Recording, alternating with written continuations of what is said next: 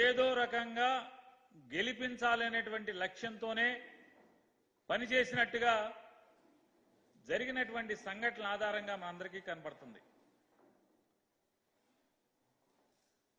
Bharatiya Janata party అధ్యక్షురాలు అంటే ఒక రాజకీయ పార్టీకి అధ్యక్షురాలైనటువంటి ఒక రాజకీయ వ్యక్తి, ఒక రాజకీయ నాయకురాలు బరితెగించి రాష్ట్ర ఎన్నికల సంఘానికి అంటే చీఫ్ ఎలక్షన్ ఆఫీసర్గా, చీఫ్ ఎగ్జిక్యూటివ్ ఆఫీసర్గా రాష్ట్ర ఎన్నికల మొత్తాన్ని ఒంటి చేతి మీద నడుపుతున్నటువంటి ఒక అధికారికి నిష్పక్షపాతంగా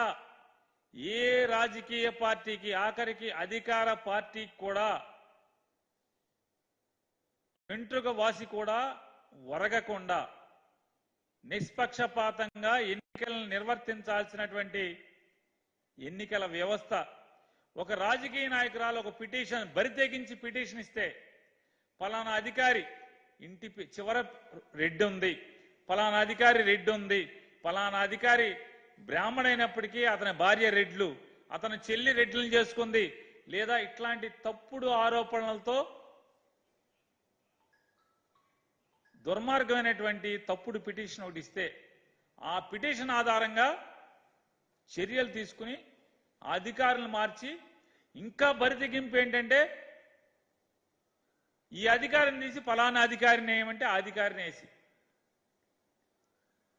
ఏ అధికారిని తొలగించి ఎవరిని ఏమంటే వారినే వేయటం అనేది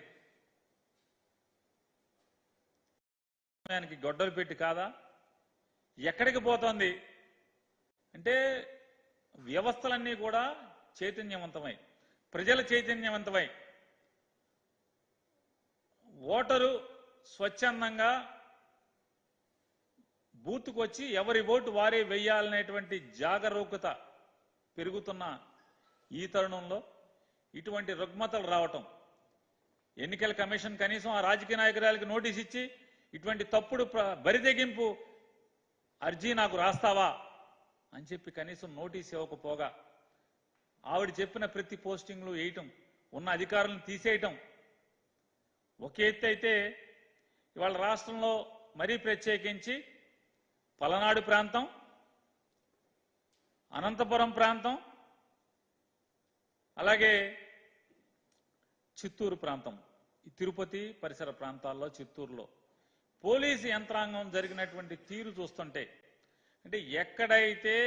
వైఎస్ఆర్ కాంగ్రెస్ పార్టీ తెలుగుదేశం పార్టీని కోకటి వేళ్లతో సహా పీకి వైఎస్ఆర్ కాంగ్రెస్ పార్టీ పునాదుల్ని బలంగా ఎవరెవరైతే ఏర్పాటు చేస్తున్నారో, ఎవరెవరైతే రాజకీయ